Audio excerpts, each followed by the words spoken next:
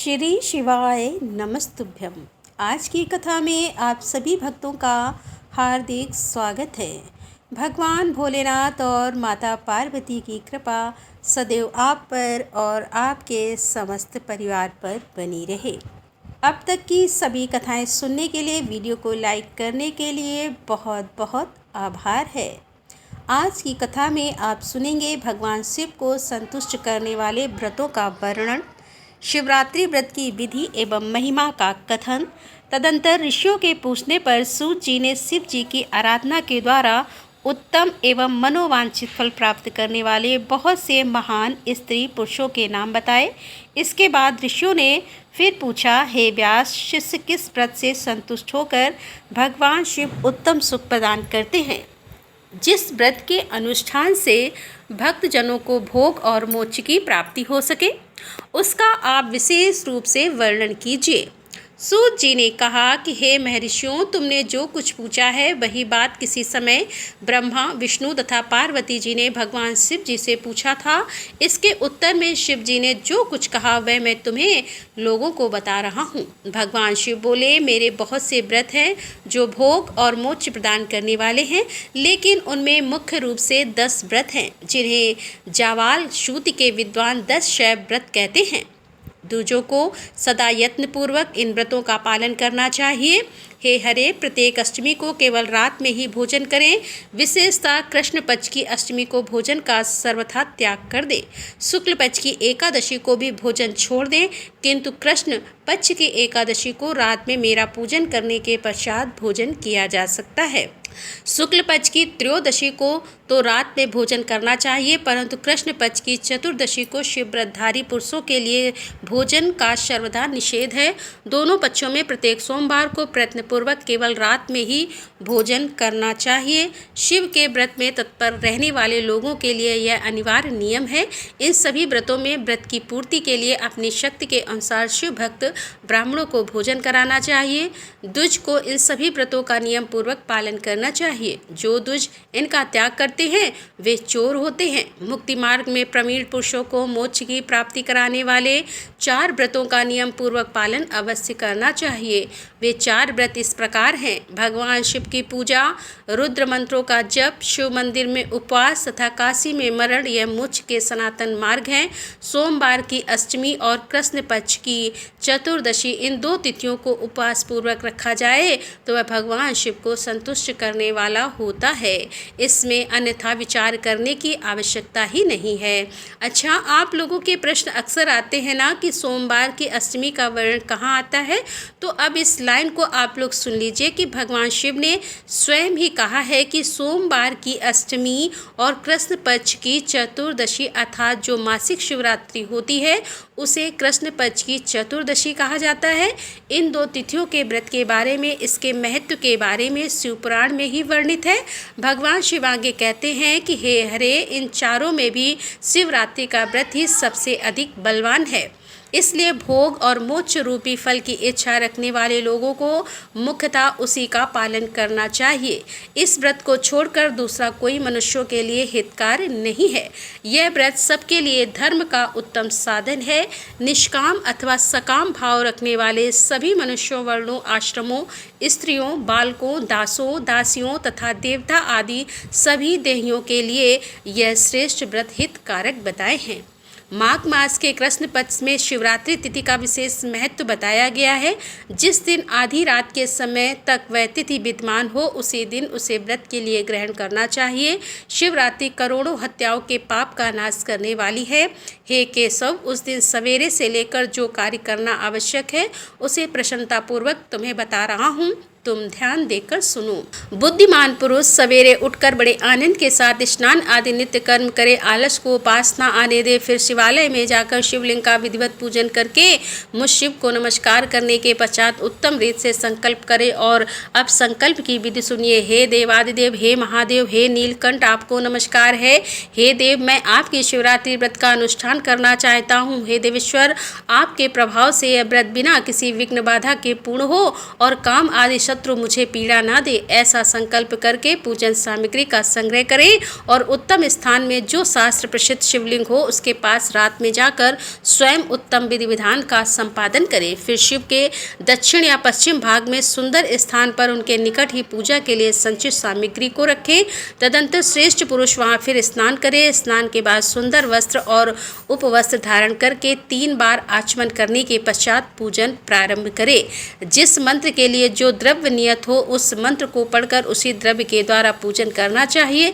बिना मंत्र के महादेव जी की पूजा नहीं करनी चाहिए।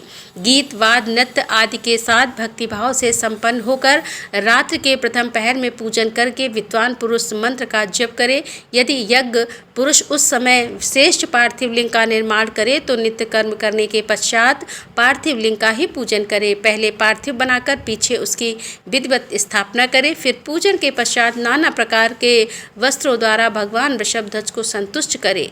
मान पुरुषों को चाहिए कि उस समय शिवरात्रि व्रत के महात्म्य का पाठ करे। श्रेष्ठ भक्त अपने व्रत की पूर्ति के लिए उस महात्म्य को श्रद्धा पूर्वक सुने। रात के चारों पहर में 4 पार्थिव लिंगों का निर्माण करके आवाहन से लेकर विसर्जन तक क्रमशः उनकी पूजा करे और बड़े उत्सव के साथ प्रसन्नता पूर्वक जागरण करे। प्रातःकाल स्नान करके पुनः वहां पार्थिव शिव का स्थापना करे और पूजन करे। इस तरह व्रत को पूरा करके हाथ जोड़कर मस्तक झुकाकर बारंबार नमस्कार पूर्वक भगवान शंभु से इस प्रकार प्रार्थना करे। प्रार्थना एवं विसर्जन की विधि है। महादेव, आपकी आज्ञा से मैंने जो व्रत ग्रहण किया था, हे स्वामी, वह परम उत्तम व्रत पूर्ण हो गया है, अतः अब उसका विसर्जन करता हूँ। हे देवेश्वर, सर्व यथाशक्ति किए गए इस व्रत से आप आज मुझ पर कृपा करके संतुष्ट हों। तत्पश्चात शिव को पुष्पांजलि समर्पित करके विधि पूर्वक दान दे। फिर शिव को नमस्कार करके व्रत संबंधी नियम का विसर्जन कर दे। अपनी शक्ति के अनुसार शिव भक्त ब्राह्मणों को, विशेषतः सन्यासियों को भोजन कराकर पूर्णतः संतुष्ट करके स्वयं भी भोजन करे। हे हरे, शिवरात्रि को प्रत्येक पहर में श्रेष्ठ शिव भक्तों को जिस प्रकार विशेष पूजा करनी चाहिए उसे मैं बताता हूँ, तुम ध्यान पूर्वक सुनो। प्रथम पहर में पार्थिव लिंग की स्थापना करके अनेकों सुंदर उपचारों द्वारा उत्तम भक्ति भाव से पूजा करें। पहले गंध पुष्प आदि 5 द्रव्यों द्वारा सदा महादेव जी की पूजा करनी चाहिए। उस द्रव्य से संबंध रखने वाले मंत्र का उच्चारण करके पृथक पृथक वह दिव्य समर्पित करें। इस प्रकार द्रव्य समर्पण के पश्चात भगवान शिव को जलधारा अर्पित करें। विद्वान पुरुष चढ़े हुए द्रव्यों को जलधारा से ही उतारे। मतलब कोई भी चीज जो हम शिवलिंग पर चढ़ाते हैं उसके बाद जलधारा अवश्य अर्पित करना चाहिए। मतलब जल अवश्य अर्पित करना चाहिए और जलधारा के साथ साथ 108 मंत्र का जाप करके वहां निर्गुण सगुण रूप शिव का पूजन करें। गुरु से प्राप्त हुए मंत्र द्वारा भगवान शिव की पूजा करें, अन्यथा नाम मंत्र द्वारा सदा शिव का पूजन करना चाहिए। विचित्र चंदन, अखंड चावल और काले तिलों से परमात्मा शिव की पूजा करनी चाहिए। कमल और कनेर के फूल चढ़ाने चाहिए और 8 नाम मंत्रों द्वारा शंकर जी को पुष्प अर्पित करें। वे 8 नाम इस प्रकार हैं: भव, शर्व, रुद्र, पशुपति, उग्र, महान भीम और ईशान। इनके आरंभ में श्री और अंत में चतुर्दशी विभक्ति जोड़कर भी भवाय नमः इत्यादि मंत्रों द्वारा शिव जी का पूजन करें।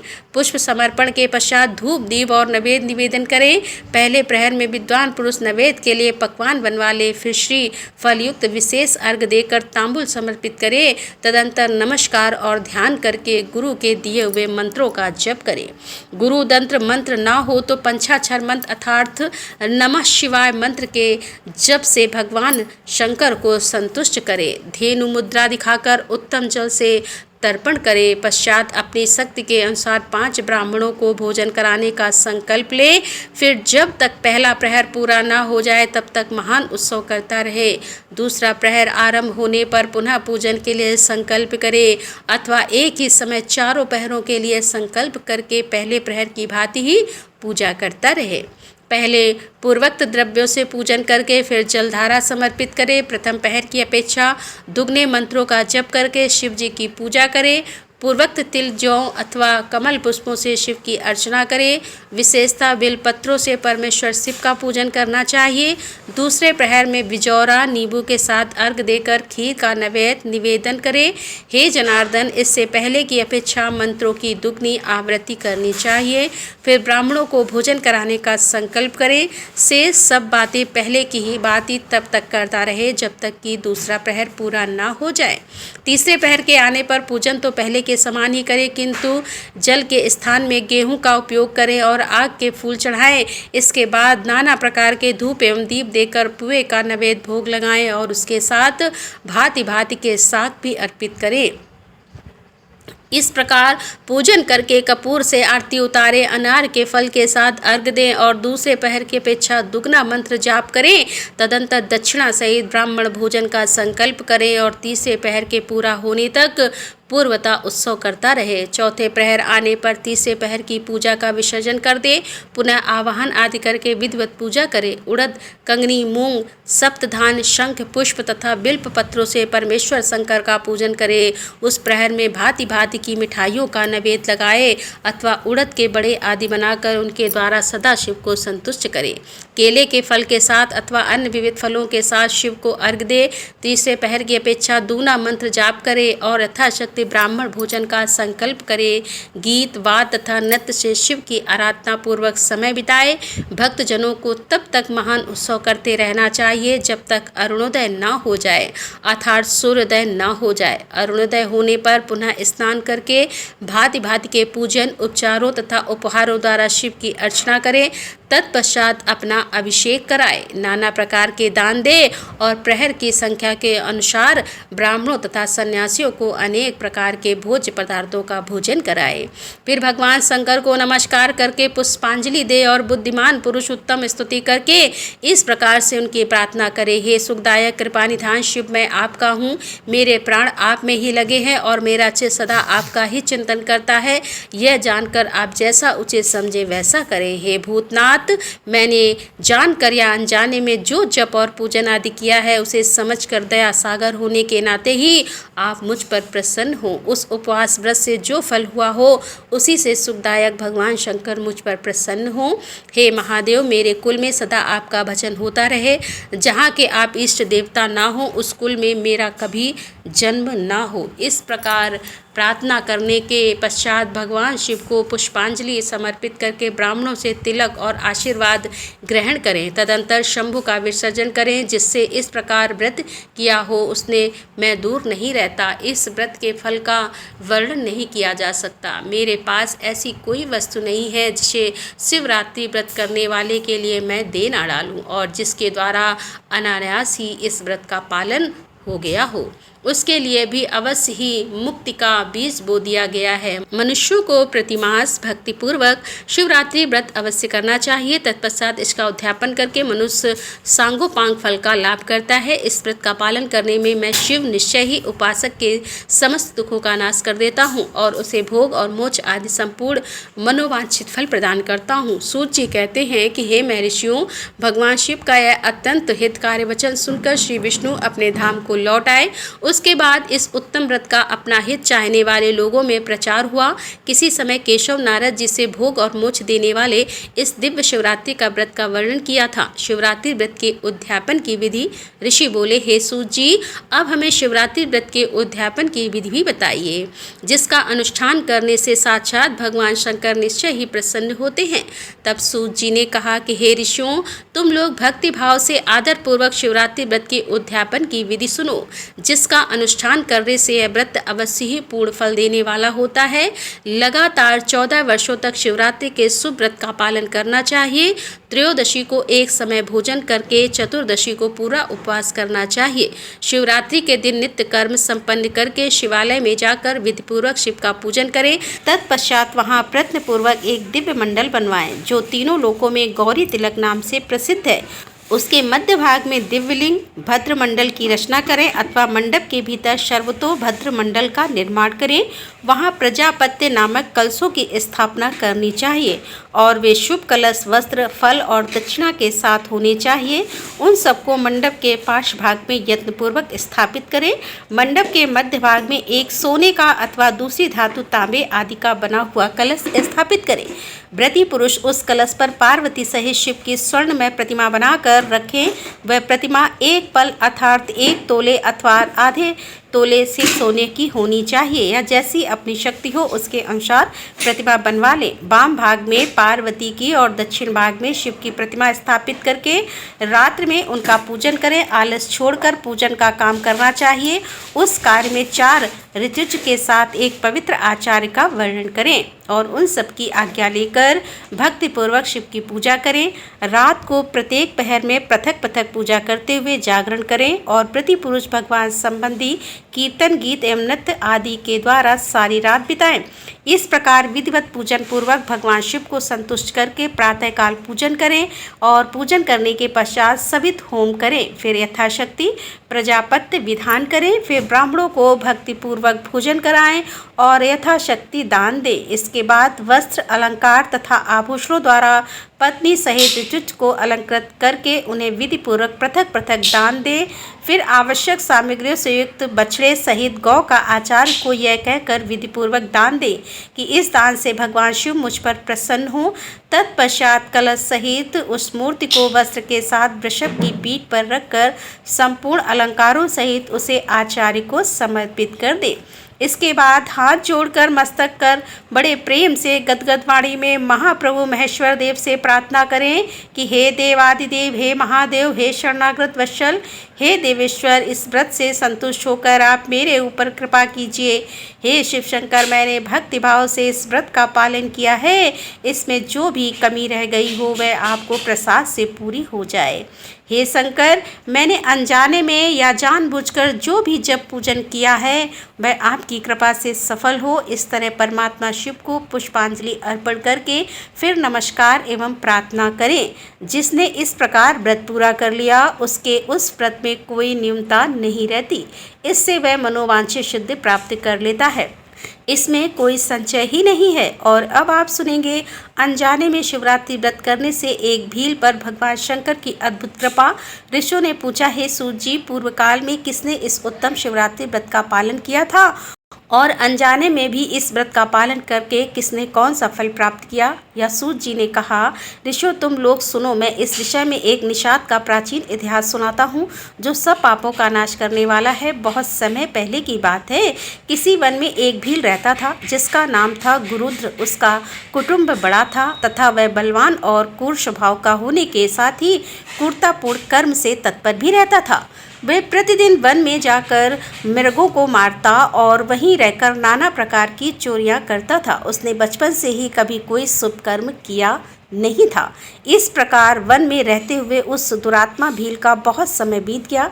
तदंतर एक दिन बड़ी सुंदर एवं शुभ काक शिवरात्रि आई, किंतु वह दुरात्मा घने जंगल में निवास करने वाला था, इसीलिए उस व्रत को जानता ही नहीं था। उसी दिन उस भील के माता पिता और पत्नी ने भूख से पीड़ित होकर उससे याचना की कि वे जाकर हमें खाने को दे। उनके इस प्रकार याचना करने पर वह तुरंत धनुष लेकर चल दिया और मृगों के शिकार के लिए सारे वन में घूमने लगा। देवयुग से उसे उस दिन कुछ भी नहीं मिला और सूर्य अस्त हो गया। इससे उसको बड़ा दुख हुआ और वह सोचने लगा कि अब मैं क्या करूं, कहाँ जाऊं? आज तो कुछ भी नहीं मिला। घर में जो बच्चे हैं उनका तथा माता पिता का क्या होगा? मेरी जो पत्नी है उसकी भी क्या दशा होगी? अतः मुझे कुछ लेकर ही घर जाना चाहिए, अन्यथा नहीं। ऐसा सोचकर वह व्याध एक जला के समीप पहुंचा और जहां पानी में उतरकर घाट था वहां जाकर खड़ा हो गया। वह मन ही मन यह विचार करता था कि यहाँ कोई न कोई जीव पानी पीने के लिए अवश्य आएगा। उसी को मारकर कृत्य होकर उसे साथ लेकर प्रसन्नतापूर्वक घर को जाऊंगा। ऐसा निश्चय करके वह व्याघ्र एक बेल पेड़ पर चढ़ गया और वहीं जल साथ लेकर बैठ गया। उसके मन में केवल यही चिंता थी कि कब कोई जीव आएगा और कब मैं उसे मारूंगा। इसी प्रतीक्षा में भूख प्यास से पीड़ित होकर वह बैठा रहा। उस रात के पहले पहर में एक एक प्यासी मृगी आई जो कि चकित होकर जोर जोर से चौकड़ी भर रही थी। ब्राह्मणों, उस मृगी को देखकर व्याध को बड़ा हर्ष हुआ। उसने तुरंत ही उसके वध के लिए अपने धनुष पर एक बाण का संधान किया। ऐसा करते हुए उसके हाथ के थक्के से थोड़ा सा जल और बेलपत्र नीचे गिर गए। उस पेड़ के नीचे शिवलिंग था। उक्त जल और बिलपत्र से शिव की प्रथम पहर की पूजा संपन्न हो गई। उस पूजा के महात्म्य से उस व्याघ का बहुत सा पातक तत्काल नष्ट हो गया। वहाँ होने वाली खड़खड़ाहट की आवाज़ को सुनकर हरणी ने भय से ऊपर की ओर देखा और व्याध को देखते ही वह व्याकुल हो गई और बोली। मृगी ने कहा, हे व्याध, तुम क्या करना चाहते हो? मेरे सामने सच सच बताओ। हरणी की यह बात सुनकर व्याध ने कहा, आज मेरे कुटुंब के लोग भूखे हैं, अतः तुमको मारकर उनकी भूख मिटाऊंगा, उन्हें तृप्त करूंगा। व्याघ का यह दारुण वचन सुनकर तथा जिसे रोकना कठिन था, उस दुष्ट भील को बाण ताने देखकर मृगी सोचने लगी कि अब मैं क्या करूं, कहाँ जाऊं? अच्छा, कोई उपाय रचती हूँ। ऐसा विचार कर उसने वहां इस प्रकार कहा। मृगी बोली, भील, मेरे मांस से तुमको सुख होगा। इस अनर्थकारी शरीर के लिए इससे अधिक महान पुण्य का कार्य और क्या हो सकता है? उपकार करने वाले प्राणी को इस लोक में जो पुण्य प्राप्त होता है उसका 100 वर्षों में भी वर्णन नहीं किया जा सकता। परंतु इस समय मेरे सब बच्चे मेरे आश्रम में ही हैं। मैं उन्हें अपनी बहन को अथवा स्वामी को सौंप कर लौट आऊँगी। वे वचन तुम मेरी इस बात को मिथ्या न समझो। मैं फिर तुम्हारे पास लौट आऊंगी, इसमें कोई संशय नहीं है। सत्य से ही धरती टिकी हुई है, सत्य से ही समुद्र अपनी मर्यादा में स्थित है और सत्य से ही निर्झर से जल की धाराएं गिरती रहती हैं। सत्य में ही सब कुछ स्थित है। सूत जी कहते हैं कि मृगी के ऐसा कहने पर जब व्याघ्र ने उसकी बात नहीं मानी, तब उसने अत्यंत विस्मित एवं भयभीत होकर पुनः इस प्रकार से कहना प्रारंभ किया। मृगी बोली, व्याध सुनो, मैं तुम्हारे सामने ऐसी शपथ खाती हूँ जिससे घर जाने पर मैं अवश्य तुम्हारे पास लौट आऊँगी। ब्राह्मण आदि वेद बेचे और तीनों काल संध्या ना करे तो उसे जो पाप लगता है, पति की आज्ञा का उल्लंघन करके स्वेच्छा अनुसार कार्य करने वाली स्त्रियों को जिस पाप की प्राप्ति होती है, वे किए हुए उपकार को ना मानने वाले, भगवान शंकर से विमुख रहने वाले, दूसरों से द्रोह करने वाले और धर्म को लांघने वाले तथा विश्वासघात और छल करने वाले लोगों को जो पाप लगता है, उस पाप से मैं भी लिप्त हो जाऊं। यदि लौट कर यहाँ ना आऊँ। इस तरह अनेकों शपथ खाकर जब मृगी चुपचाप खड़ी हो गई, तब उस व्याध ने उस पर विश्वास करके कहा, अच्छा, तुम अपने घर को जाओ। तब वह मृगी बड़े हर्ष के साथ पानी पीकर अपने आश्रम मंडल में गई। इतने में ही रात का वह पहला पहर व्याध के जागते जागते ही बीत गया। तब उस हिरणी की बहन दूसरी मृगी, जिसका पहले ने स्मरण किया था, उसी की राह देखती हुई जल पीने के लिए वहां आई। उसे देखकर स्वयं भील ने बाण को तरकस से खींचा। ऐसा करते समय पुनः पहले की भांति भगवान शिव के ऊपर जल और बेलपत्र गिरे। उसके द्वारा महात्मा शंभु की दूसरे प्रहर की पूजा संपन्न हो गई। यद्यपि यह प्रसंगवशी हुई थी तो भी व्याघ के लिए सुखदायी नहीं हो गई। मृगी ने उसे बाण खींचने देखकर पूछा, हे नेचर, यह क्या करते हो? व्याघ ने पूर्वतः उत्तर दिया, मैं अपने भूखे कुटुंब को तृप्त करने के लिए तुझे मारूंगा। यह सुनकर मृगी बोली। मृगी ने कहा, व्याध, मेरी बात सुनो, मैं धन्य हूँ, मेरा देह धारण सफल हो गया, क्योंकि इस अनित्य शरीर के द्वारा उपकार होगा, परंतु मेरे छोटे छोटे बच्चे घर में हैं, अतः मैं एक बार जाकर उन्हें अपने स्वामी को सौंप दूँ, फिर तुम्हारे पास लौट आऊँगी। व्याध बोला, तुम्हारी बात पर मुझे विश्वास नहीं है, मैं तुझे मारूंगा, इसमें कोई संशय ही नहीं है। यह सुनकर वह हरणी भगवान विष्णु की शपथ खाती हुई बोली, व्याध, जो कुछ भी मैं कहती हूँ उसे सुनो। यदि मैं लौट कर ना आऊँ तो अपना सारा पुण्य हार जाऊँ, क्योंकि जो वचन देकर उससे पलट जाता है वह अपने पुण्य को हार जाता है। जो पुरुष अपनी विवाहित स्त्री को त्याग कर दूसरी के पास जाता है, वैदिक धर्म का उल्लंघन करके कपोल कल्पित धर्म पर चलता है, भगवान विष्णु का भक्त होकर शिव की निंदा करता है, माता पिता के निधन तिथि को श्राद्ध आदि ना करके उसे सूना बिता देता है तथा मन में संताप का अनुभव करके अपने दिए हुए वचन को पूरा करता है, ऐसे लोगों को जो पाप लगता है वही मुझे भी लगे, यदि मैं लौट कर ना आऊँ। तब सूत जी कहते हैं, उसके ऐसा कहने पर व्याध ने उस मृगी से कहा, जाओ मृगी, जल पीकर हर्षपूर्वक अपने आश्रम को गई। इतने में ही रात का दूसरा पहर भी व्याध के जागते जागते ही बीत गया।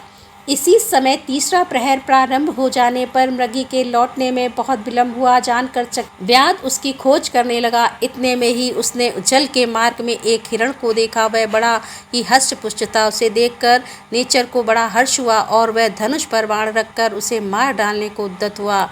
ऐसा करते समय उसके प्रारब्ध बस कुछ जल और बिलपत्र शिवलिंग पर गिरे। उससे उसके सौभाग्य से भगवान शिव के तीसरे प्रहर की पूजा भी संपन्न हो गई। इस तरह भगवान ने उस पर अपनी दया दिखाई। पत्तों के गिरने आदि का शब्द सुनकर उस मृग ने व्याध की ओर देखा और पूछा, क्या करते हो? व्याध ने उत्तर दिया, मैं अपने कुटुंब को भोजन देने के लिए तुम्हारा वध करूंगा। व्याध की यह बात सुनकर हरिणी के मन में बड़ा हर्ष हुआ और तुरंत ही व्याध से इस प्रकार बोला। हरिण ने कहा, मैं धन हूँ, मेरा हष्ट-पुष्ट होना सफल हो गया, क्योंकि मेरे शरीर से आप लोगों की तृप्ति होगी। जिसका शरीर परोपकार के काम में नहीं आता, उसका सब कुछ व्यर्थ चला जाए। सामर्थ्य रहते हुए भी किसी का उपकार नहीं करता, उसकी वह सामर्थ्य व्यर्थ चली जाती है तथा वह परलोक में नरकगामी होता है। परंतु एक बार मुझे जाने दो, मैं अपने बालकों को उनकी माता के हाथ में सौंप कर और उन सबको धीरज बंधाकर यहाँ लौट आऊँगा। उसके ऐसा कहने पर व्याघ्र मन ही मन बड़ा विस्मित हुआ। उसका हृदय कुछ शुद्ध हो गया था और उसके सारे पाप पुंज नष्ट हो चुके थे। उसने इस प्रकार कहा। व्याध बोला, जो जो यहाँ आए थे वे सब तुम्हारी ही तरह बातें बनाकर चले गए, परंतु वे पंच अभी तक यहाँ नहीं लौटे हैं। मृग, तुम भी इस समय संकट में हो, इसीलिए झूठ बोलकर चले जाओगे। फिर आज मेरा जीवन निर्वाह कैसे होगा? मृग बोला, व्याध, मैं जो कुछ कहता हूँ उसे सुनो।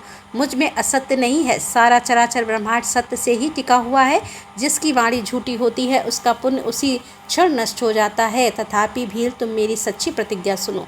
संध्या काल में मैथुन तथा शिवरात्रि के दिन भोजन करने से जो पाप लगता है, झूठी गवाही देने से, धरोहर को हड़प लेने से तथा संध्या न करने से द्विज को जो पाप होता है, वही पाप मुझे भी लगे यदि मैं लौट कर ना आ पाऊँ। जिसके मुख से कभी शिव का नाम नहीं निकलता, जो सामर्थ्य रहते हुए भी दूसरों का उपकार नहीं करता, पर्व के दिन श्रीफल को तोड़ता है और अपभक्षण करता है, अथवा शिव की पूजा किए बिना और भस्म लगाए बिना भोजन कर लेता है, इन सब का पातक मुझे लगे यदि मैं लौट कर ना आऊँ। सूत जी कहते हैं कि उसकी बात सुनकर व्याध ने कहा, जाओ शीघ्र लौटना। व्याध के ऐसा कहने पर मृग पानी पीकर चला गया। वे सब अपने आश्रम पर मिले। तीनों ही प्रतिज्ञाबद्ध हो चुके थे। आपस में एक दूसरे के वृतांत को भली बात सुनकर सत्य के पास से बंधे हुए उन सब ने यही निश्चय किया कि वहां अवश्य जाना चाहिए। इस निश्चय के बाद वहां बालकों को आश्वासन देकर वे सब के सब जाने के लिए उत्सुक हो गए। उस समय जेठी मृगी ने वहां अपने स्वामी से कहा, हे स्वामी, आपके बिना यहाँ बालक कैसे रहेंगे? हे प्रभु, मैंने ही वहां पहले जाकर प्रतिज्ञा की है, इसीलिए केवल मुझको जाना चाहिए, आप दोनों यहीं रहे। उसकी यह बात सुनकर छोटी मृगी बोली, बहन, मैं तुम्हारी सेविका हूँ, इसीलिए आज मैं ही व्याध के पास चली जाती हूँ, तुम यहीं रहो। यह सुनकर मृग बोला, मैं ही वहाँ जाता हूँ, तुम दोनों यहाँ रहो, क्योंकि शिशुओं की रक्षा माता से ही होती है। स्वामी की यह बात सुनकर उन दोनों मृग ने धर्म की दृष्टि से उसे स्वीकार नहीं किया। वे दोनों अपने पति से प्रेम पूर्वक बोली कि हे प्रभु, पति के बिना इस जीवन का अधिकार है। तब उन सब ने अपने बच्चों को सांत्वना देकर उन्हें पड़ोसियों के हाथ में सौंप दिया और स्वयं शीघ्र ही उस स्थान को प्रस्थान किया जहाँ वह व्याघ्र शिरोमणि उनकी प्रतीक्षा में बैठा था। उन्हें जाते देखकर उनके वे सब बच्चे भी पीछे पीछे चले आए। उन्होंने यह निश्चय कर लिया था कि इन माता पिता की जो भी गति होगी वही हमारी भी हो। उन सबको एक साथ आया देखकर व्याध को बड़ा हर्ष हुआ। उसने धनुष पर बाण रखा। उस समय पुनः जल और बिलपत्र शिव के ऊपर गिरे। उससे शिव की चौथे पहर की पूजा सुपूजा संपन्न हो गई। उस समय व्याध का सारा पाप तत्काल भस्म हो गया। इतने में ही दोनों मृग्या और मृग बोले उठे, व्याध शिरोमणि, शीघ्र कृपा करो और हमारे शरीर को सार्थक करो। उनकी यह बात सुनकर व्याध को बड़ा विस्मय हुआ। शिव पूजा के प्रभाव से उसका दुर्लभ ज्ञान प्राप्त हो गया। उसने सोचा, यह मृग ज्ञानहीन पशु होने पर भी धन है, सर्वदा आदरणीय है, क्योंकि अपने शरीर से ही परोपकार में लगे हुए हैं। मैंने इस समय मनुष्य जन्म पाकर भी किस पुरुषार्थ का साधन किया है? दूसरे के शरीर को पीड़ा देकर अपने शरीर को पोसा है। प्रतिदिन अनेकों प्रकार के पाप करके अपने कुटुंब का पालन किया है। हाय, ऐसे पाप करके मेरी क्या गति होगी, अथवा मैं किस गति को प्राप्त होगा? मैंने जन्म से लेकर अब तक जो पातक किया है उसका इस समय मुझे स्मरण हो रहा है।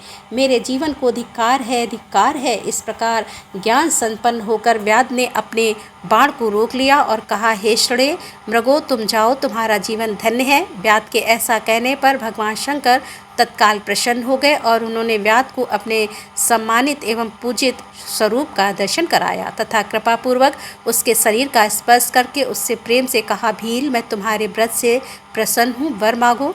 व्याध भी भगवान शिव के उस रूप को देखकर तत्काल जीवन मुक्त हो गया और मैंने सब कुछ पा लिया, यूँ कहता हुआ उनके चरणों के आगे गिर पड़ा। उसके इस भाव को देखकर भगवान शिव भी मन ही मन बड़े प्रसन्न हुए और उसे गुह नाम देकर कृपा दृष्टि से देखते हुए उसे दिव्य वरदान दिए। शिव बोले, व्यास सुनो, आज से तुम श्रृंगवेरपुर में उत्तम राजधानी का आश्रय लेकर दिव्य भोगों का उपभोग करो। तुम्हारे वंश की वृद्धि निर्विघ्न रूप से होती रहेगी। देवता भी तुम्हारी प्रशंसा करेंगे। व्याध, मेरे भक्तों पर स्नेह रखने वाले भगवान श्री राम एक दिन निश्चय ही तुम्हारे घर पधारेंगे और तुम्हारे साथ मित्रता करेंगे। तुम मेरी सेवा में मन लगाकर दुर्लभ मोक्ष पा जाओगे। इसी समय वे सब मृग भगवान शंकर का दर्शन और प्रणाम करके मृग योनि से मुक्त हो गए तथा दिव्य देहधारी होकर विमान पर बैठकर शिव के दर्शन मार्ग से शाप मुक्त होकर दिव्य धाम को चले गए। तब से अमृत पर्वत पर भगवान शिव व्यादेश के नाम से प्रसिद्ध हुए, जो कि दर्शन और पूजन करने पर तत्काल भोग और मोक्ष प्रदान करने वाले हैं। हे महर्षियों, यह व्याध भी उस दिन से दिव्य भोगों का उपभोग करता हुआ अपनी राजधानी में रहने लगा। उसने भगवान श्री राम की कृपा पाकर शिव का सायुज्य प्राप्त कर लिया।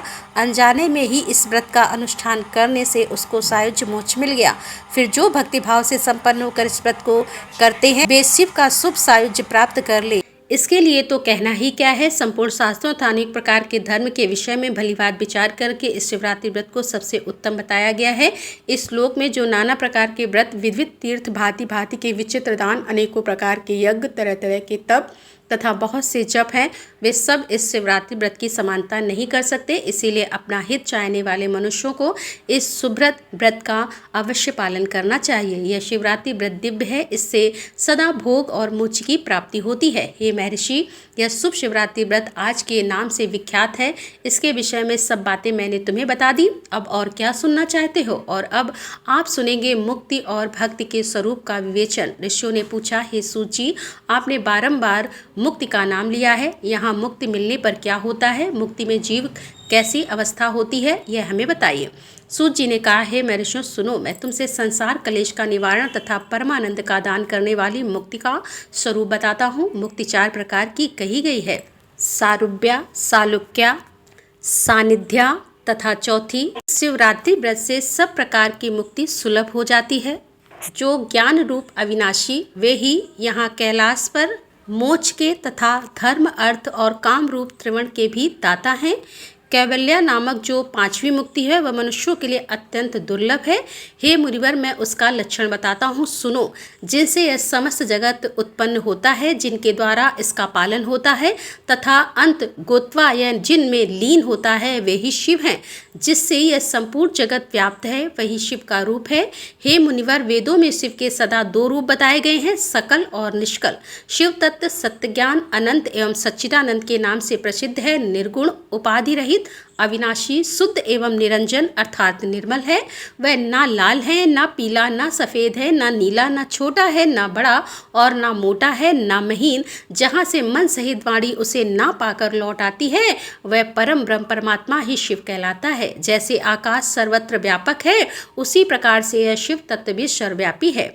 यह माया से परे संपूर्ण द्वंद से रहित तथा मत शर्ता शून्य परमात्मा, यहाँ शिव ज्ञान का उदय होने से निश्चय ही उसकी प्राप्ति होती है। अथवा दुष्सूक्ष्म बुद्धि के द्वारा शिव का ही भजन ध्यान करने से सत्पुरुष को शिवपद की प्राप्ति होती है। संसार में ज्ञान की प्राप्ति अत्यंत कठिन है, परंतु भगवान का भजन अत्यंत सुकर माना गया है। इसीलिए संत शिरोमणि पुरुष मुक्ति के लिए भी शिव का भजन ही करते हैं। ज्ञान स्वरूप मोक्षदाता परमात्मा शिव भजन के ही अधीन है। भक्ति से ही बहुत से पुरुष सिद्धि लाभ करके प्रसन्नता पूर्वक परम मोक्ष पा गए हैं।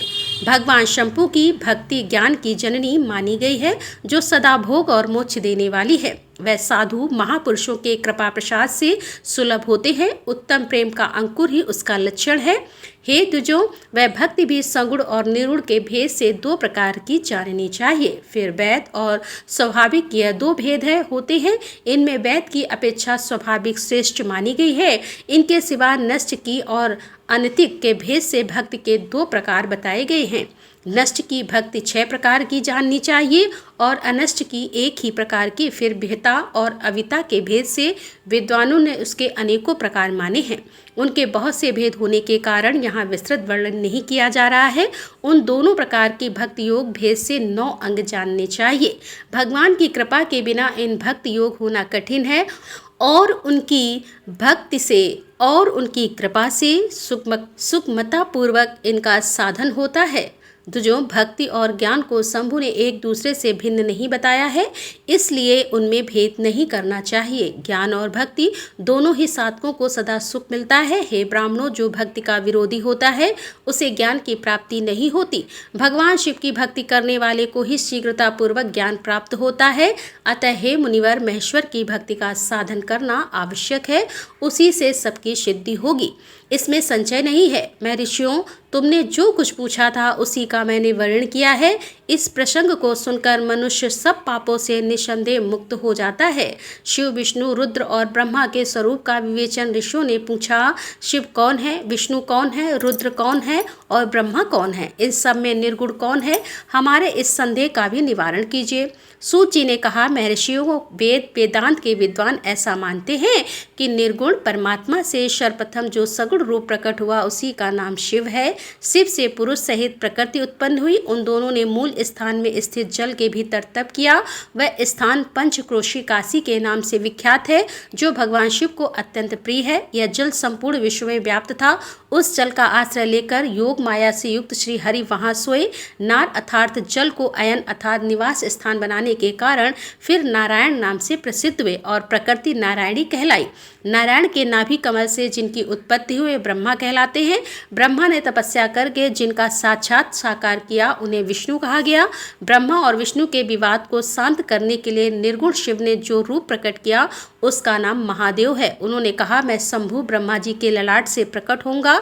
इस कथन के अनुसार समस्त लोकों पर अनुग्रह करने के लिए जो ब्रह्मा जी के ललाट से प्रकट हुए उनका नाम रुद्र हुआ। इस प्रकार रूप रहित परमात्मा सबके चिंतन का विषय बनने के लिए साकार रूप में प्रकट हुए। वे ही साक्षात भक्त वत्सल शिव है। तीनों गुणों से भिन्न शिव तथा गुणों के धाम रुद्र में उसी तरह वास्तविकता भेद नहीं है जैसे स्वर्ण और उसके आभूषणों में नहीं है। दोनों के रूप और कर्म समान हैं। दोनों समान रूप से भक्तों का उत्तम गति प्रदान करने वाले, दोनों समान रूप से सबके सेविनी हैं तथा नाना प्रकार के लीला विहार करने वाले भयानक पराक्रमी रुद्र सर्वदा शिव रूप ही हैं। वे भक्तों के कार्य की सिद्धि निमित्त विष्णु और ब्रह्मा की सहायता करने के लिए प्रकट हुए हैं। जो देवता जिस क्रम से प्रकट हुए हैं उसी क्रम से लय को प्राप्त होते हुए, परंतु रुद्रदेव उस तरह लीन नहीं होते, उनका साक्षात शिव में ही लय होता है। यह प्राकृत प्राणी रुद्र में मिलकर ही लय को प्राप्त होते हैं, परंतु रुद्र इनमें मिलकर लय को प्राप्त नहीं होते। वह भगवती श्रुति का उपदेश है। सब लोग रुद्र का भजन करते हैं किंतु रुद्र किसी का भजन नहीं करते। वे भक्त वत्सल होने के कारण कभी कभी अपने आप भक्तजनों का चिंतन कर लेते हैं। जो दूसरे देवता का भजन करते हैं वे उसी में लीन होते हैं, इसीलिए वे दीर्घ काल के बाद रुद्र में लीन होने का अवसर पाते हैं। जो कोई रुद्र के भक्त हैं वे तत्काल शिव हो जाते हैं, अतः उनके लिए दूसरे की अपेक्षा नहीं रहती। यह सनातन श्रुति का उपदेश है। दुर्जनों, अज्ञान अनेक प्रकार का होता है परंतु विज्ञान का एक ही स्वरूप है, वह अनेकों प्रकार का नहीं होता। उसको समझने का प्रकार मैं बताऊंगा, तुम लोग आदर पूर्वक सुनो। ब्रह्मा से लेकर ऋण पर्यंत जो कुछ भी यहाँ देखा जाता है वह सब शिव स्वरूप ही है। उसमें नानास्तु की सत्ता बताई गई है। सृष्टि के मध्य में भी शिव विराज रहे हैं और सृष्टि के अंत में भी शिव रहते हैं, और जब सब कुछ शून्यता में परिणित हो जाता है उस समय भी शिव की सत्ता रहती ही है। अतः हे मुनिवर, शिव को ही चतुर्गण जानने योग्य है। इस प्रकार से वे सगुण निर्गुण के भेद से 2 प्रकार के हैं। जिन शिव ने ही भगवान विष्णु को संपूर्ण सनातन वेद, अनेकों वर्ण, अनेकों मात्रा तथा अपना ध्यान एवं पूजन दिए हैं, वे ही संपूर्ण विद्याओं के ईश्वर हैं, ऐसी सनातन श्रुति है। अतः शंभु को वेदों का प्राकट्यकर्ता तथा वेदपति कहा गया है। वे ही सब पर अनुग्रह करने वाले साक्षात शंकर हैं। कर्ता, भर्ता, हर्ता, साक्षी तथा निर्गुण भी वही हैं। दूसरों के लिए काल का मान है परंतु काल स्वरूप रुद्र के लिए काल की कोई गणना नहीं है। क्योंकि वे साक्षात स्वयं महाकाल हैं और महाकाली उनके आश्रित है। ब्राह्मण रुद्र और काली को एक से ही बताते हैं। उन दोनों ने सत्य लीला करने वाली अपनी इच्छा से ही सब कुछ प्राप्त किया है। शिव का कोई उत्पादन नहीं है, उनका कोई पालक और संहारक भी नहीं है। वे स्वयं सबके हेतु में एक होकर भी अनेकता को प्राप्त हो सकते हैं और अनेक होकर भी एकता को एक ही बीज बाहर होकर वृक्ष और फल आदि के रूप में परिणित होता हुआ पुनः बीज भाव को प्राप्त हो जाता है। इसी प्रकार शिव रूपी महेश्वर स्वयं एक से अनेक होने में है। यह उत्तम शिव का ज्ञान तत्व बताया गया है। ज्ञानवान पुरुष ही इसको जानता है, दूसरा नहीं। मुनि बोले, हे सूत जी, आप लक्षण सहित ज्ञान का वर्णन कीजिए जिसको जानकर मनुष्य शिव भाव को प्राप्त हो जाता है। सारा जगत शिव कैसे है अथवा शिव ही संपूर्ण जगत कैसे है?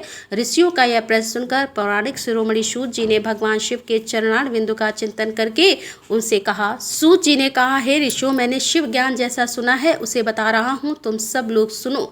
यह अत्यंत गुहा और परम मोक्ष स्वरूप है। ब्रह्म, नारद, सनकादि, मुनि, व्यास तथा कपिल इसके समाज में इन्हीं लोगों ने निश्चय करके ज्ञान का जो स्वरूप बताया है उसी को यथार्थ ज्ञान समझना चाहिए। संपूर्ण जगत शिवमय है।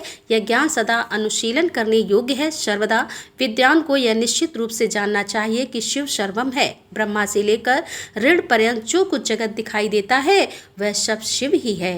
हे महादेव जी, शिव कहलाते हैं। जब इनकी इच्छा होती है तब वे इस जगत की रचना करते हैं। वे ही सबको जानते हैं, उनको कोई नहीं जानता। वे इस जगत की रचना करके स्वयं इसके भीतर प्रविष्ट होकर भी इससे दूर हैं। वास्तव में उनका इसमें प्रवेश नहीं हुआ है क्योंकि वे निर्लिप्त सच्चिदानंद स्वरूप है। जैसे सूर्य आदि ज्योतिषियाँ या जल में प्रतिबिंब पड़ता है, वास्तव में जल के भीतर उनका प्रवेश नहीं होता, उसी प्रकार साक्षात शिव के विषय में समझना चाहिए। वस्तुतः वे स्वयं ही सब कुछ है। मतभेद ही अज्ञान है क्योंकि शिव से भिन्न किसी द्वैत वस्तु की सत्ता नहीं है। संपूर्ण दर्शनों में मतभेद ही दिखाया जाता है, परंतु वेदांती नित्य अद्वैत तत्व का वर्णन करते हैं। जीव परमात्मा शिव का ही अंश है, परंतु अविद्या से मोहित होकर अवश्य हो रहा है और अपने को शिव से भिन्न समझता है। अविद्या से मुक्त होने पर वह शिव ही हो जाता है। शिव सबको व्याप्त करके स्थित है और संपूर्ण जंतुओं में व्यापक है। वे जड़ और चेतन सबके ईश्वर होकर स्वयं ही सबका कल्याण करते हैं। जो विद्वान पुरुष वेदांत मार्ग का आश्रय लेकर उनके साक्षात्कार के लिए साधना करता है उसे वह साक्षात्कार रूप फल अवश्य प्राप्त होता है। व्यापक अग्नि तत्व प्रत्येक काष्ठ में स्थित है, परंतु जो उस काष्ठ का मंथन करता है वही असद दिव्य रूप से अग्नि को प्रकट करके देखता है। उसी तरह जो बुद्धिमान यहाँ भक्ति आदि साधनों का अनुष्ठान करता है उसे अवश्य शिव का दर्शन प्राप्त होता है, इसमें संशय ही नहीं है। सर्वत्र केवल शिव ही शिव है और शिव है, दूसरी कोई वस्तु है ही नहीं। वे शिव भ्रम से ही सदा नाना रूप में भाषित होते हैं। जैसे समुद्र, मिट्टी अथवा स्वर्ण यह उपाधि भेद से नाना तत्व को प्राप्त होते हैं, उसी प्रकार भगवान शंकर भी उपाधियों की अनेकों रूपों में भास हैं। कार्य और कारण में वास्तविक भेद नहीं होता, केवल भ्रम से भरी हुई बुद्धि के द्वारा ही उसमें भेद की प्रतीति होती है। भ्रम दूर होते ही भेद बुद्धि का नाश हो जाता है। जब बीज से अंकुर उत्पन्न होता है तब वह नानस्त नष्ट हो जाता है। ज्ञानी बीज रूप में ही स्थित है और नाना प्रकार के विकार अंकुर रूप है। उन विकार स्वरूप अंकुर की निर्मित हो जाने पर पुरुष फिर से ज्ञानी रूप में ही स्थित होता है। इसमें अन्यथा विचार नहीं करना चाहिए। सब कुछ शिव है और शिव ही सब कुछ है। शिव तथा संपूर्ण जगत में कोई भेद ही नहीं है। फिर कोई क्यों अनेकता देखता है और क्यों एकता ढूंढता है? जैसे एक ही सूर्य नामक ज्योति जल और उपाधियों में विशेष रूप से नाना प्रकार की दिखाई देती है, उसी प्रकार शिव भी है। जैसे आकाश सर्वत्र व्यापक होकर भी स्पर्श आदि बंधन में नहीं आता, उसी प्रकार व्यापक शिव भी कहीं नहीं बंधते। अहंकार से युक्त होने के कारण शिव का अंश जीव कहलाता है। उस अहंकार से मुक्त होने पर वह साक्षात शिव ही है। कर्मों के भोग में लिप्त होने के कारण जीव तुच्छ है और निर्लिप्त होने के कारण शिव महान है। जैसे एक ही स्वर्ण आदि चांदी आदि से मिल जाने पर कम कीमत का हो जाता है, उसी प्रकार अहंकार युक्त जीव अपना महत्व खो बैठता है। जैसे क्षार आदि से शुद्ध किया हुआ उत्तम स्वर्ण आदि पूर्वता बहुमूल्य हो जाता है, उसी प्रकार संस्कार विशेष से शुद्ध होकर जीव भी शुद्ध हो जाता है। पहले सतगुरु को भक्ति भाव से युक्त होकर शिव बुद्धि से उसका पूजन और स्मरण आदि करें। गुरु में शिव बुद्धि करने से सारे पाप आदि मल शरीर से निकल जाते हैं। उस समय अज्ञान नष्ट हो जाता है और मनुष्य ज्ञानवान हो जाता है। उस अवस्था में अहंकार मुक्त निर्मल बुद्धि वाला जीव भगवान शंकर के प्रसाद से पुनः शिवर पूजित हो जाता है। जैसे दर्पण में अपना रूप दिखाई देता है, उसी तरह उसे सर्वत्र शंभु का साक्षात्कार होने लगता है। वही जीवन मुक्त कहलाता है। शरीर गिर जाने पर वह जीवन मुक्त ज्ञानी शिव में मिल जाता है और शरीर प्रारब्ध के अधीन है। जो उस देह के अभिमान से रहित है उसे ज्ञानी माना गया है। जो शुभ वस्तु को पाकर हर्ष से खिल नहीं उठता, अशुभ को पाकर क्रोध या शोक नहीं करता तथा सुख दुख आदि सभी द्वंद्व में समभाव रखता है, वह ज्ञानवान कहलाता है। आत्मचिंतन से तथा तत्वों के विवेक से ऐसा प्रयत्न करें कि शरीर से अपनी पृथक का बोध हो जाए। मुक्त की इच्छा रखने वाला पुरुष शरीर एवं उसके अभिमान को त्याग कर अहंकार शून्य एवं मुक्त होकर सदा शिव में विलीन हो जाता है। आध्यात्म चिंतन एवं भगवान शिव की भक्ति यह ज्ञान के मूल कारण है। भक्ति से साधन विस्मक प्रेम की उपलब्धि बताई गई है। प्रेम से श्रवण होता है, श्रवण से सत्संग प्राप्त होता है और सत्संग से ज्ञानी गुरु की उपलब्धि होती है और गुरु की कृपा से ज्ञान प्राप्त हो जाने पर मनुष्य निश्चय ही मुक्त हो जाता है। इसीलिए जो समझदार है उसे सदा शंभु का भजन ही करना चाहिए। जो अनन्य भक्ति से युक्त होकर शंभु का भजन करता है उसे अंत में अवश्य ही मोक्ष प्राप्त हो जाता है। अतः मुक्ति की प्राप्ति के लिए भगवान से शंकर से बढ़कर दूसरा कोई देवता नहीं है। उसकी शरण लेकर जीव संसार बंधन को छूट जाता है। हे ब्राह्मणों, इस प्रकार वहाँ पधारे हुए ऋषियों ने परस्पर निश्चय करके जो यह ज्ञान की बात बताई है उसे अपनी बुद्धि के द्वारा प्रयत्नपूर्वक धारण करना चाहिए।